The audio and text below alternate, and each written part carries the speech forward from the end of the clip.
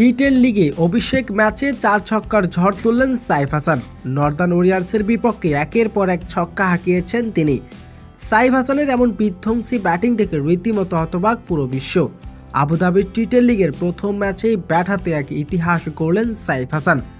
দর্শক, বিস্তারিত থাকছে ভিডিওর প্রতিবেদনে। আবুধাবি টি10 লিগে আজ প্রথম ম্যাচে নর্দার্ন ওয়ারিয়র্সের বিপক্ষে খেলতে নেমেছে সাইফ হাসানের দল অ্যাসপেন। তবে শুরুতে টসিতে আগে ব্যাটিং করার সিদ্ধান্ত নেন তাসকিনের দল। তার আগে ব্যাটিং করতে নেমে নির্ধারিত 10 ওভার শেষে 1 উইকেট হারিয়ে 114 রান সংগ্রহ করেন।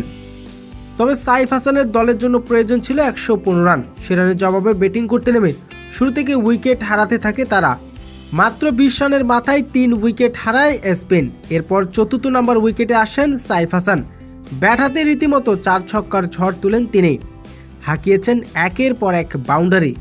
নর্দার্ন ওয়ারিয়র্সের বোলারদের রীতিমতো নাকানি চুবানি খাইয়েছেন সাইফ হাসান।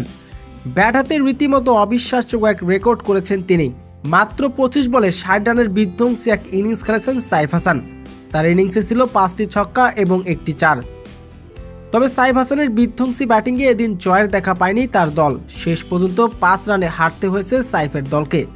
তবে ব্যাট হাতে এদিন বাজিমাত করেছেন সাইফ হাসান।